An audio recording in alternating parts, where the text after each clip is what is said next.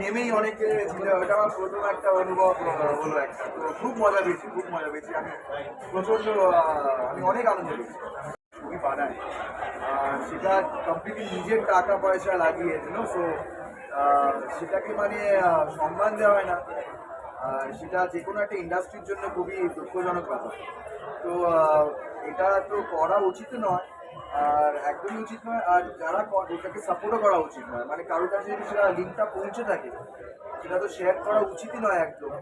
আর ওটা রিপোর্ট করা উচিত, কারণ এটা যদি ভবিষ্যতে আরও ভালো ভালো মুভি আজিম ভাই, শারিন আপুর মতন আরও মানে প্রোডাকশন প্রডিউসার্স এসে যখন ওই ভরসাটা যেটা পায় যে আমি টাকাটা ঢালছি ওটা দর্শকের কাছে আমি ফেরত পাবো, কারণ at the end of the it's business, সেটা তো থাকা উচিত।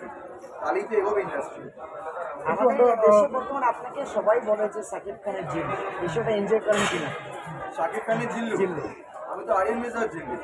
ওই তো মানে এখানে তো সাকিব খান। হ্যাঁ একদম, খুবই এনজয় করি, দারুণ এনজয় করি। ইনফ্যাক্ট আমার এয়ারপোর্টে অনেকে চিনতে পেরেছে। ভাই বাংলাদেশে কতদিন থাকছেন, কোথায় কোথায় ঘোরার প্ল্যান করছেন, কি কি খাওয়ার প্ল্যান করছেন? বাংলাদেশে আমি বেশি দিন এই সময় বেশি দিন থাকতে আসিনি। আমি বোধহয় সানডে, তাই না, রোববার মতন বেরিয়ে যাবো, কারণ আমার মানডে একটা মানে ফেরত দিয়ে কাজ আছে।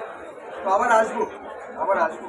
তো কোথায় কোথায় ঘুরতে প্ল্যান করছি এখনো জানি না, কিন্তু আইটিনারি সেট আছে। বাট আমার প্রধান উদ্দেশ্য ছিল আমি হলে এসে দর্শকের সাথে বরবাদ দেখবো।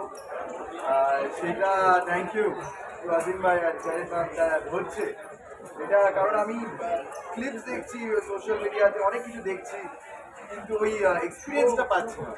আর এটা একটা অ্যাক্টরের জন্য একটা উচ্চতম এক্সপিরিয়েন্স, যে বসে দর্শকের সাথে সিনেমা দেখা, রিয়াকশন, প্রতিক্রিয়াটা পাওয়া।